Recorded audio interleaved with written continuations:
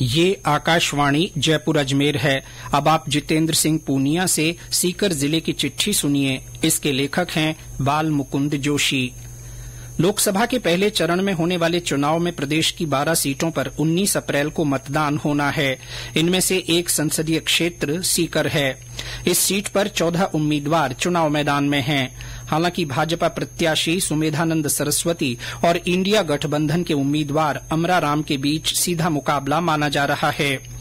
लोकसभा चुनाव के इतिहास में ये पहला मौका है जब सीकर में कांग्रेस ने गठबंधन के चलते इस बार अपना उम्मीदवार नहीं उतारा है।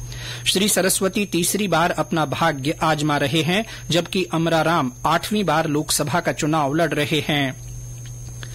चुनाव की तिथियां जैसे जैसे नजदीक आ रही हैं, चुनाव प्रचार अभियान भी जोर पकड़ता जा रहा है। नेताओं के दौरे तेज हो गए हैं। इसी कड़ी में केंद्रीय गृह मंत्री अमित शाह ने भाजपा प्रत्याशी के समर्थन में सीकर के मुख्य मार्गों पर रोड शो कर चुनाव प्रचार को गति दी।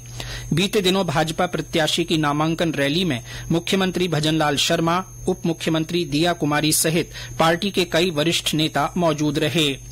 मुख्यमंत्री ने लक्ष्मणगढ़ में पार्टी प्रत्याशी के समर्थन में जनसभा की।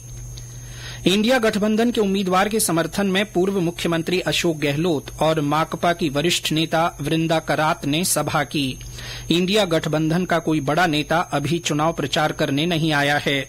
प्रचार के दौरान भाजपा नेता केंद्र सरकार की उपलब्धियां गिनाकर वोट मांग रहे हैं। साथ ही राज्य सरकार के अल्प कार्यकाल में हुए फैसलों को ऐतिहासिक बताकर जनता को लुभाने का प्रयास कर रहे हैं। इधर इंडिया गठबंधन के नेता बेरोजगारी को मुद्दा बना रहे हैं।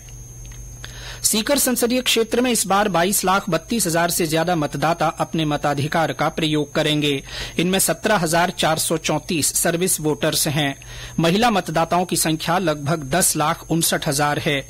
सबसे ज्यादा 2,96,000 मतदाता सीकर विधानसभा क्षेत्र में हैं और सबसे कम 2,54,184 मतदाता चौमू में हैं।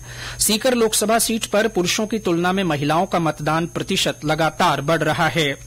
गौरतलब है कि वर्ष 2009 में महिलाओं का वोट प्रतिशत 48.37 था, जो 2019 में बढ़कर 66.7% तक पहुंच गया। पिछले 3 चुनाव में महिलाओं के वोट प्रतिशत में 18.33% की बढ़ोतरी हुई है। मतदान के लिए इस बार 2088 मतदान केंद्र बनाए गए हैं। इनमें से 382 पोलिंग बूथ शहरी क्षेत्र में और 1706 ग्रामीण क्षेत्र में बनाए गए हैं। जिला निर्वाचन विभाग इन दिनों ज्यादा से ज्यादा मतदान के लिए जागरूकता अभियान चला रहा है। इसके तहत मतदाताओं को मतदान दिवस पर बूथ तक लाने के लिए लगातार कार्यक्रम किए जा रहे हैं। इनमें हेला टोली, आंगनबाड़ी कार्यकर्ता, आशा सहयोगिनी और राजीविका की महिलाएं घर घर जाकर लोगों को जागरूक कर रही हैं। सीकर, झुंझुनू और नीमका थाना की सीमाओं में फैले शाकंभरी और बालेश्वर वन क्षेत्र को पर्यटन स्थल के तौर पर विकसित किया जा रहा है। वन विभाग ने लगभग 35,269 हेक्टेयर वन क्षेत्र को रिजर्व क्षेत्र घोषित किया है। इसमें शाकंभरी का 13,000 से ज्यादा और बालेश्वर का 22,169 हेक्टेयर क्षेत्र शामिल है। बाउंड्री निर्माण के साथ ही 15 किलोमीटर लंबा ट्रैकिंग पास भी बनवाया जा रहा है। कई जगह एनीकट भी बनाए जा रहे हैं। शेखावाटी का प्रसिद्ध जीर्ण माता का मेला 9 अप्रैल से भरेगा। 17 अप्रैल तक चलने वाले इस मेले के लिए जिला प्रशासन और मंदिर कमेटी ने सभी तैयारियां पूरी कर ली हैं। मंदिर परिसर में सीसीटीवी कैमरे और कंट्रोल रूम के माध्यम से मेले की निगरानी की जाएगी। जीर्ण माता मंदिर से श्रद्धालुओं को इस बार काजल शिखर मंदिर दर्शन के लिए रोपवे की सुविधा भी मिलेगी।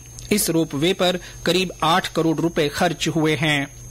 वहीं खाटू श्याम जी का लक्खी मेला उत्साह और श्रद्धा के साथ संपन्न हुआ। 11 दिन तक चले इस मेले में देश भर से लगभग 40 लाख श्रद्धालुओं ने बाबा श्याम के दर्शन किए। जिले भर में शीतलाष्टमी का पर्व आस्था के साथ मनाया गया। ठंडे पकवानों का भोग लगाकर शीतला माता की पूजा अर्चना की गई।